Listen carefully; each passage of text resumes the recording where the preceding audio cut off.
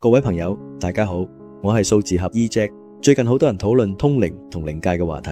韓國有個電視節目叫《天機試煉場》，一上架全亞洲收視率排第一位，網上相關視頻都好火。香港電視節目而家都播放緊靈異劇集，我都識得幾個通靈師朋友，結合我研究玄學多年嘅經驗，今日就同大家分享一啲從能量同科學角度去理解嘅靈界知識。首先，從科學角度講，人類大腦同意識其實好複雜。通靈者所見到嘅靈界眾生唔係固定形象，而係根據個人腦袋記憶同信念轉化出來。信佛教就容易見到佛菩薩形象，信其他宗教就見相應聖人，因為大腦會自動把接收到嘅能量信息轉化成自己熟悉嘅畫面。呢個現象好似心理學講嘅投射效應，一般能量較強或者比較理性嘅人較少有呢種感應。由於人體生物場同環境能量互動嘅原因，某啲地區地磁能量特別活躍，例如台灣同韓國就有較高比例嘅人對能量場敏感。台灣大約每5個人就有1個有潛在通靈能力，韓國比例更高，大多數人都唔能夠隨意控制，有啲人1年先有幾次感應。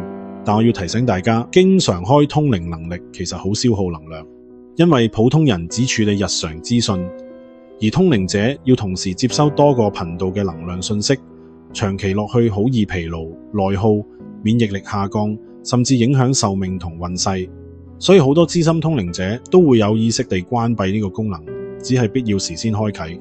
靈界從能量嘅角度分類，主要有幾種㗎喇。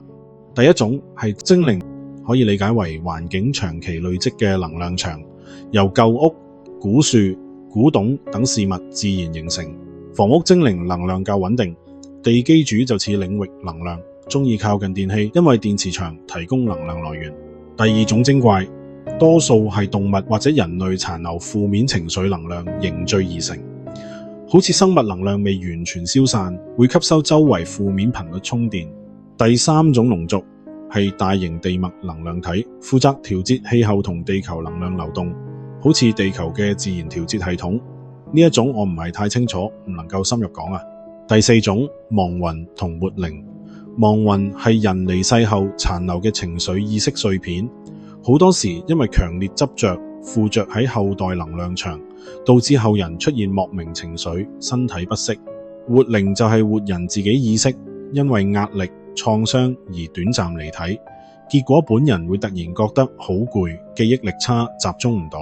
根據實際觀察結果，大部分精神有問題嘅人都係缺少咗一啲能量靈體，因為能量較低，意志唔夠堅定，所以一般好難只靠風水甚至改電話號碼所能調整。我講2個真實例子俾大家參考。有個客人2025年底開始嚴重鼻敏感同失眠，睇咗好多醫生都檢查唔到明顯問題。我用數字能量分析，發現佢屋企門牌數字同出生能量同環境磁場有衝突，加上舊屋有殘留能量場，即係活靈同精怪。我教佢用科學方法調整家居能量佈局，即係風水，同埋配合本命改咗個電話號碼。結果2星期左右已經明顯改善，個人都精神晒，瞓覺都好穩。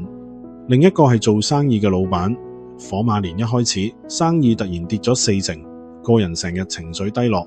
我分析佢出生數字同公司地址能量，發現有先人情緒能量碎片影響財運同決策能力。經過數字優化同負能量清理程序之後，第2個月訂單就明顯回升。佢而家覺得頭腦清晰好多。朋友們，從科學角度睇，人類本身就係一個複雜能量體。成日聽到人講3魂7魄，其實唔只得3魂7魄，呢啲係能量體。有啲人叫靈體，一個人可能有幾十個能量體。你講每一句話，諗每一個念，出每一個 pose， 其實都係釋放生物電磁信息。通靈者講錯嘢，後果會放大，因為涉及集體意識場。通靈可以快速接收信息，但資訊來源冇確定性，而且可能要付出條件交換。所以有啲通靈師好少直接用通靈，寧願用占卜、玄學、數字能量等相對客觀嘅工具，減少干擾風險。呢啲方法都係透過知識同直覺分析，更加安全可靠。想知你而家能量場係咪有干擾，或者火馬年你嘅運勢、電話號碼、車牌同屋企門牌有冇能量衝突？歡迎私信留言你出生年份或者電話號碼，我會揀幾位朋友免費簡單分析。我已經幫過好多朋友由低谷翻身，今年你都有機會。記住 Like、Share 同訂閱數字合 EJack，每星期都有實用科學角度嘅改運知識同大家分享。我們下條片再傾啦，祝大家身心平衡，能量暢旺。